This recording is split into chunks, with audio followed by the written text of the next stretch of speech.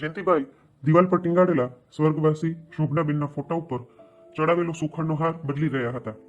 આજે સ્વર્ગવાસી શોભનાબેનની જન્મતિથિ હતી. શોભનાબેનનો સ્વર્ગવાસ થાય 15 વર્ષ થઈ ગયા હતા. હાર બદલતી વખતે જ જયંતિભાઈની આંખોમાંથી આંસુ છલકાઈ ગયા. તેમની પુત્રવધુ આરતી રસોડામાંથી આ જોઈ રહી હતી. સસરાની આંખમાં આંસુ જોઈને આરતી પણ ઢીલી થઈ ગઈ. તે પાણીનો ગ્લાસ ભરીને સસરા જયંતિભાઈને આપવા આવી. તે કંઈક કહેવા માંગતી હતી પણ બોલી શકી નહીં.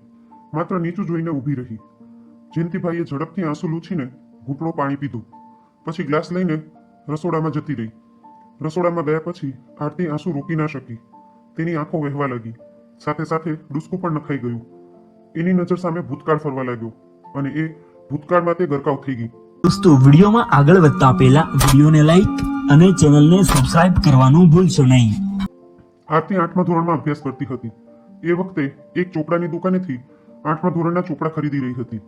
ચોપડીઓની કુલ કિંમત 105 રૂપિયા થતી હતી, પણ તેની પાસે 100 રૂપિયા જ હતા. એટલે આરતીએ દુકાનદારને કહ્યું, ભાઈ, આમાંથી એક ચોપડી પાછી લઈ લો. પણ દુકાનદારે કહ્યું કે અમે ચોપડીઓના આખા સેટ જ વેચીએ છીએ, એટલે આખા સેટના પૈસા હોય તો જ ચોપડા લે. થોડીવાર આરતી ઊભી રહી. તેના ચહેરા પર એકદમ ઉદાસી છવાઈ ગઈ.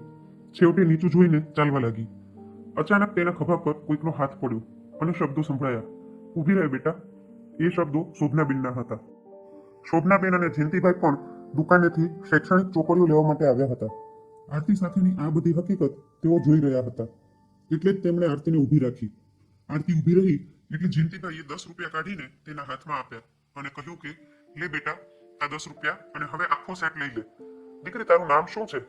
આરતી બોલી, મારું નામ આરતી છે. તમે ક્યાં રહો છો સાહેબ? મારી મમ્મી મને 10 રૂપિયા આપશે ત્યારે હું છેક તમારા ઘરે આપવા આવીશ. બેટા, પૈસા પાછા આપવાની કોઈ જરૂરત નથી. એમ સમજજે કે હું તારો અંકલ જ છું. જયંતિભાઈએ લાગણીના ભાવ સાથે કહ્યું. શોભનાબેન અને જયંતિભાઈ 10 રૂપિયા આપીને સ્કૂટર પર બેસીને જતા રહ્યા.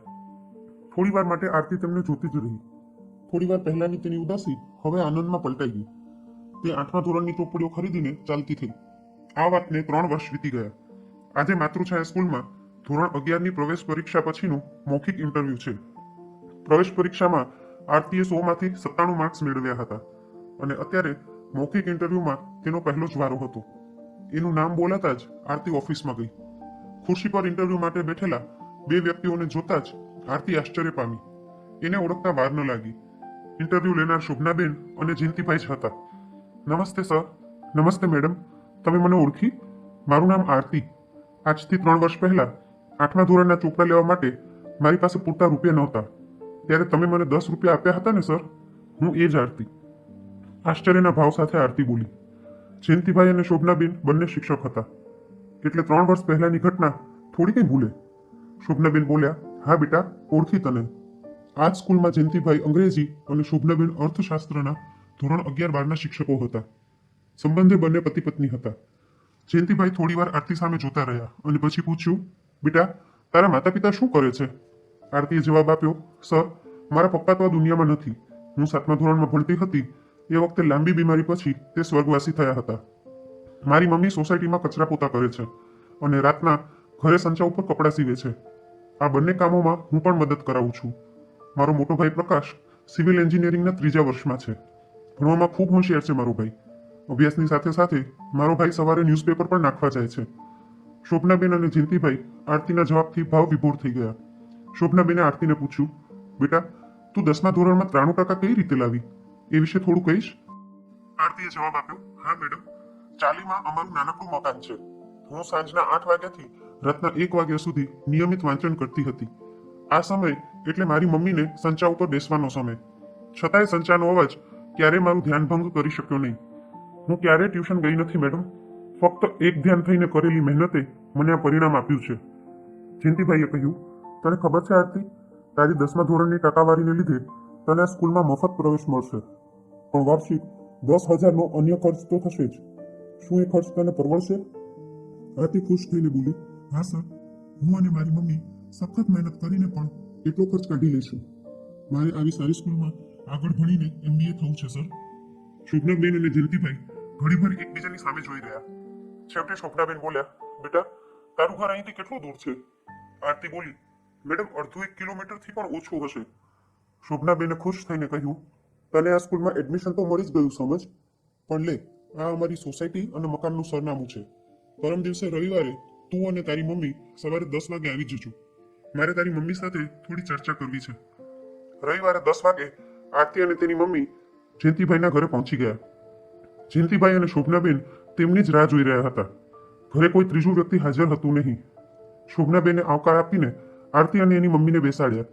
ચા પાણી કરાવીને શોભનાબેન બોલ્યા, બહેન, પહેલા તો તમને એ વાતના ધન્યવાદ આપીએ છીએ કે તમે સાવ સામાન્ય પરિસ્થિતિ વચ્ચે પણ તમારા 2 બાળકોને ખૂબ સારી રીતે ભણાવી રહ્યા છો.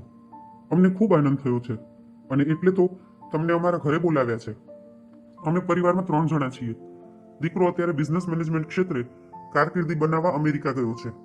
અમે બંને નોકરિયાત હોવાથી ઘરકામ અને રસોઈમાં ખૂબ તકલીફ પડે છે. ઘણા બધા નોકરો આવ્યા અને ગયા, પણ જેના ભરોસે ઘર મૂકી શકાય એવું કોઈ મળ્યું જ નહીં. જો તમે અમારું ઘરકામ અને રસોઈ કરી આપો તો અમને ખૂબ જ આનંદ થશે. તમે જે કહેશો તે પગાર આપીશું.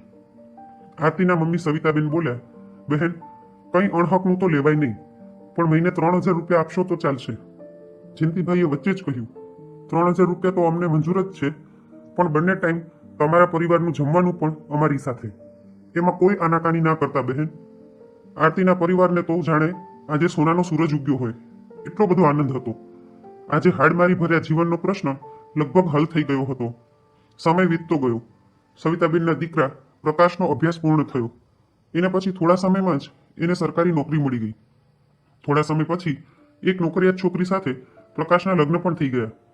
એ સાથે જ આરતી અને એની મમ્મી સવિતાબેન પ્રકાશ સાથે ભાડાના મોટા મકાનમાં રહેવા ચાલ્યા ગયા. આરતીએ MBA નો અભ્યાસ પૂરો કર્યો. એ સાથે જ એને પણ એક ખાનગી કંપનીમાં સારા પગારે નોકરી મળી ગઈ. શુભનાબેન અને જયંતિભાઈનો દીકરો સાગર અભ્યાસ પૂરો કરીને શરૂઆતમાં અનુભવ માટે ત્યાં જ નોકરીમાં જોડાયો હતો. 3 વર્ષ અમેરિકામાં નોકરી કરીને તે પાછો ભારત આવી ગયો હતો. અહીં આવીને તેને અમદાવાદમાં જ વાર્ષિક 25 લાખ રૂપિયાનું પેકેજ મળી ગયું. રવિવારનો દિવસ હતો. સાગર એની પસંદ કરેલી છોકરીને પોતાની કારમાં લઈને એના માતા પિતાને મળાવવા માટે પોતાના ઘરે લઈને આવી રહ્યો હતો. આ છોકરી બીજી કોઈ નહીં પણ આરતી હતી.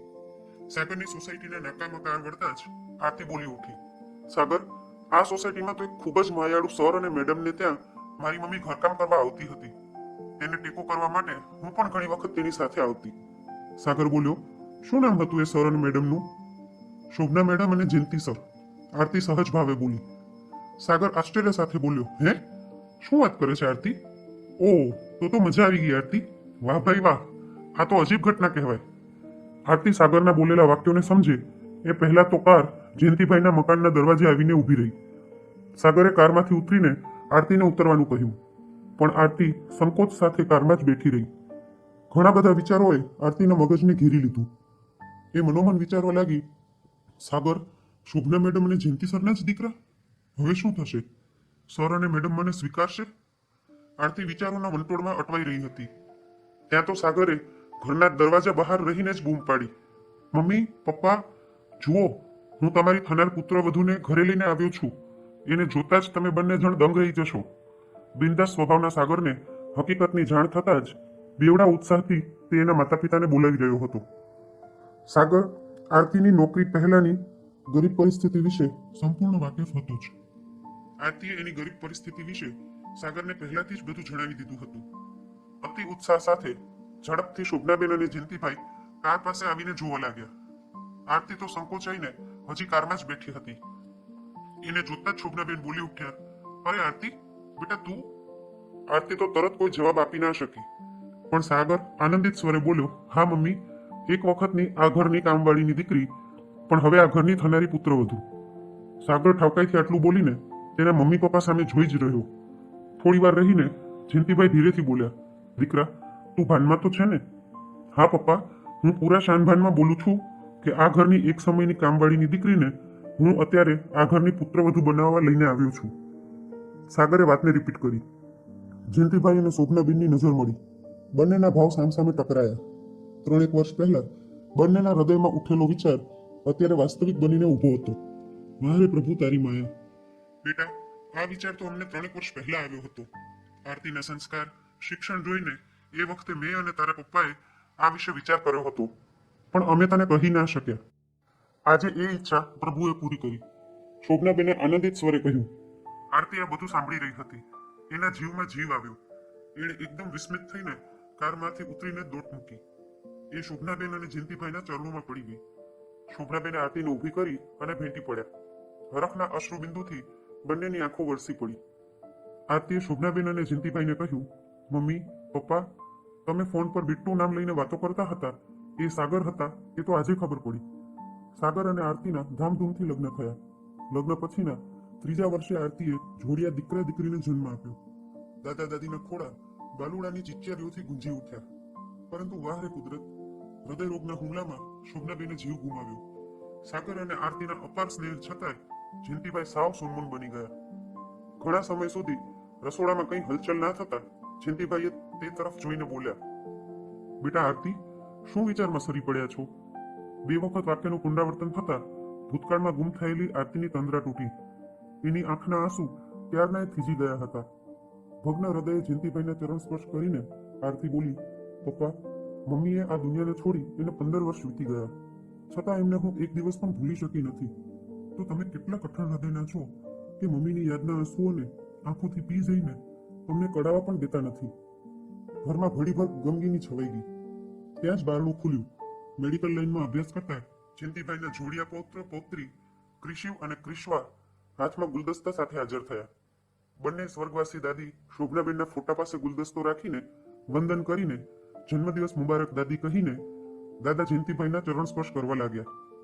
થોડું વાતાવરણ હળવું થયું અને થોડી વારમાં સાગર પણ આવી પહોંચ્યો અને બોલ્યો, પપ્પા, મીઠાઈ સાથે રસોઈ પણ તૈયાર થઈને આવી ગઈ છે. ચાલો વૃદ્ધાશ્રમે ઘરડા માતા પિતાઓને ભોજન કરાવવા જઈએ. તો મિત્રો, આજની વાર્તા કેવી લાગી તે કોમેન્ટ બોક્સમાં જરૂરથી જણાવજો. અને જો વાર્તા ગમી હોય તો લાઈક કરીને વધુમાં વધુ શેર પણ કરજો. અને આવી જ અવનવી વાર્તા સાંભળવા માટે ચેનલને સબસ્ક્રાઇબ જરૂરથી કરજો.